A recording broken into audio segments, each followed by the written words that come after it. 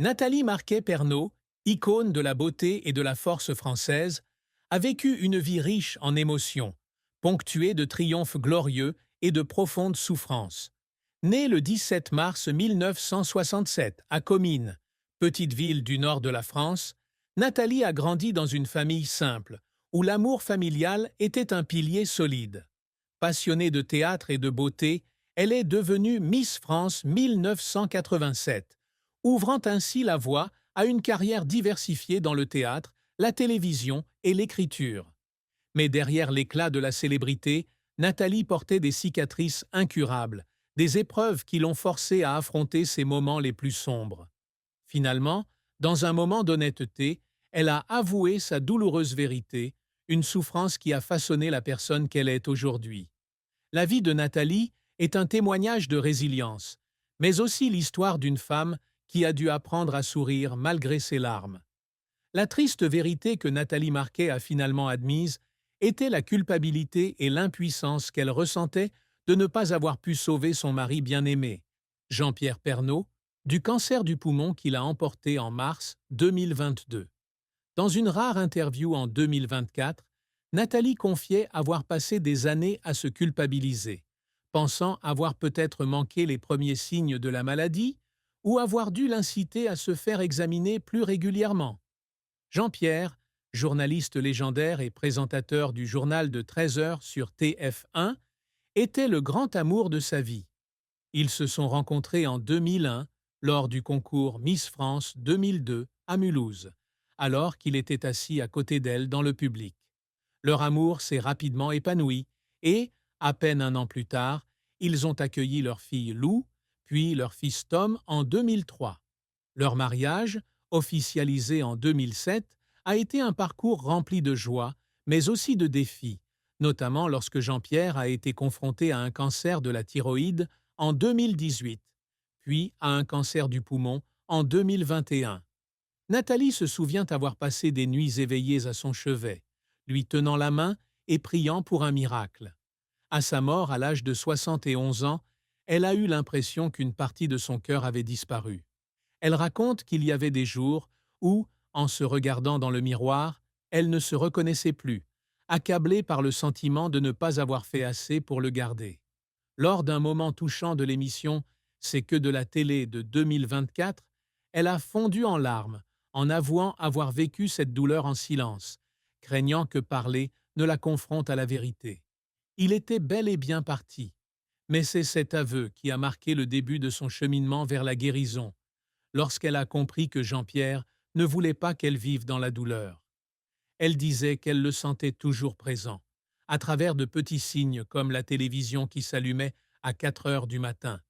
Une façon, selon elle, de lui rappeler de rester forte. La plus grande tristesse de Nathalie Marquet fut la perte de Jean-Pierre Pernaut, une douleur non seulement parce qu'il était son compagnon de vie, mais aussi parce qu'il lui procurait un sentiment de sécurité et d'unité. Jean-Pierre était non seulement son mari, mais aussi son compagnon, avec qui elle a écrit les plus beaux chapitres de sa vie, de l'éducation de Lou et Tom à l'écriture de Piège à Matignon. Elle se souvient du moment où ils sont montés sur scène ensemble en 2012, lors de la première de la pièce, et du regard fier qu'il lui portait. Lorsqu'on lui a diagnostiqué un cancer du poumon, Nathalie s'est battue de toutes ses forces, de la recherche des meilleurs médecins aux soins prodigués pendant la chimiothérapie.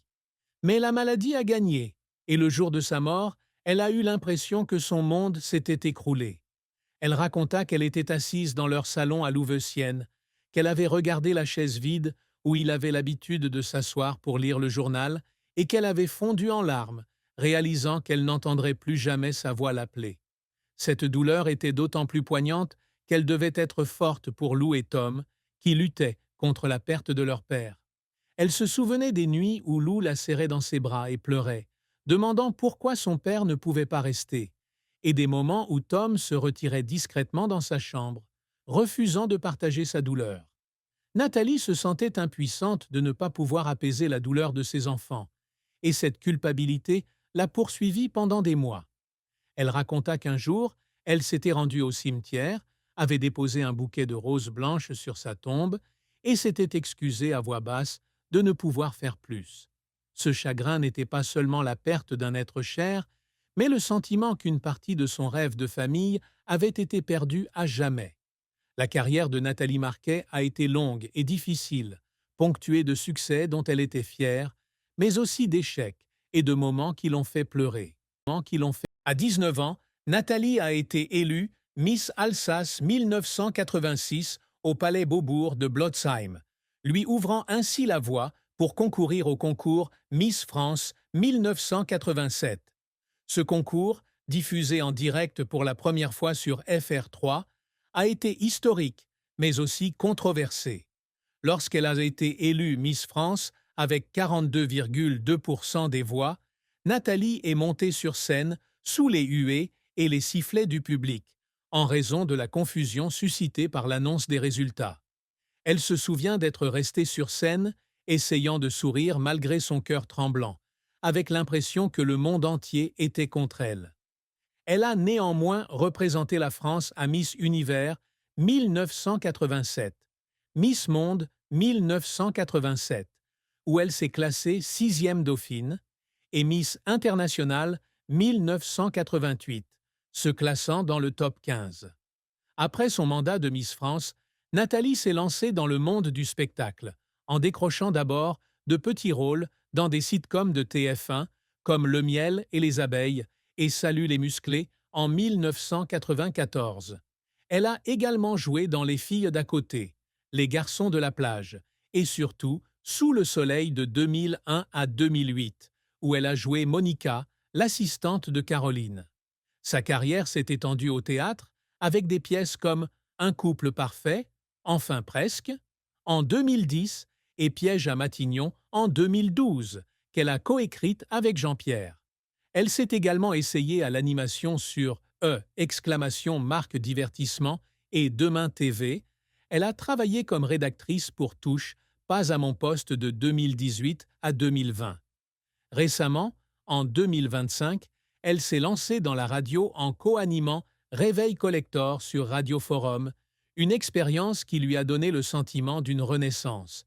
Cependant, sa carrière n'a pas toujours été de tout repos. Un revers majeur a eu lieu en 2005 lorsqu'elle a participé à la Ferme Célébrité 2 et n'a terminé que 4e, malgré tous ses efforts. Elle se souvient de l'époque où elle était confrontée à de rudes épreuves physiques et à des conflits avec ses coéquipiers, ce qui la plongeait dans un sentiment d'isolement. Elle rentrait chez elle, s'asseyait dans son salon et fondait en larmes, pensant avoir laissé tomber le public. Un autre revers a eu lieu en 2025, lorsqu'elle a été contrainte de quitter l'émission de survie The Island sur M6 en raison de signes de faiblesse physique. Elle a raconté avoir pleuré lorsque l'équipe médicale lui a demandé de quitter l'émission, ayant le sentiment de n'avoir pas réussi à prouver sa force après avoir vaincu le cancer. Un moment qui la fit pleurer d'effort fut en 2012, lorsque Piège à Matignon fut présenté avec succès. Debout sur scène, regardant Jean-Pierre dans le public, elle ne put s'empêcher de pleurer, sentant que toutes les difficultés de sa carrière en valèrent la peine, car il était à ses côtés. Ses efforts, bien que parfois épuisants, témoignaient de son courage à toute épreuve. Nathalie Marquet a traversé de nombreuses épreuves difficiles au cours de sa vie, de la maladie au deuil personnel en passant par le stress professionnel. L'une des plus importantes fut son combat contre une leucémie aiguë, diagnostiquée en 1997, alors qu'elle n'avait que 30 ans. Elle vivait en Martinique avec son petit ami et les médecins ont d'abord pris la maladie pour une dengue. Après 8 jours de douleur et de fatigue, elle s'est rendue dans un autre hôpital où on lui a annoncé qu'il ne lui restait plus qu'1 mois à vivre sans traitement. Les médecins lui ont recommandé une greffe de moelle osseuse, mais elle a refusé, craignant de perdre sa capacité à avoir des enfants. Elle se souvient d'être allongée à l'hôpital de Villejuif, soumise à une chimiothérapie intense, et des pleurs de ses parents à son chevet, la suppliant de changer d'avis. Mais Nathalie a fait confiance à son instinct, et, après 1 an de combat, elle a vaincu la maladie, devenant un symbole de résilience. Les difficultés étaient non seulement physiques, mais aussi mentales, face à la peur de la mort et à la pression de sa famille. La mort de Jean-Pierre Pernaut a été un autre défi, un choc qui l'a plongée dans la dépression. Elle a raconté qu'il y avait des jours où elle refusait de sortir du lit, se contentant de serrer son t-shirt dans ses bras et de pleurer. Elle a également fait face à la controverse lorsqu'elle a publiquement douté que sa mort puisse être liée au vaccin contre la Covid-19, ce qui lui a valu de nombreuses critiques. De plus, sa carrière a été semée d'embûches, des huées lors de sa victoire à Miss France au refus de rôle, considérée comme simple reine de beauté. Elle se souvient d'un casting pour un grand film en 2000, où le réalisateur lui a carrément dit qu'elle n'avait aucun talent d'actrice, ce qui l'a fait quitter la pièce en larmes. Un autre défi personnel a été d'élever Lou et Tom après la mort de leur père.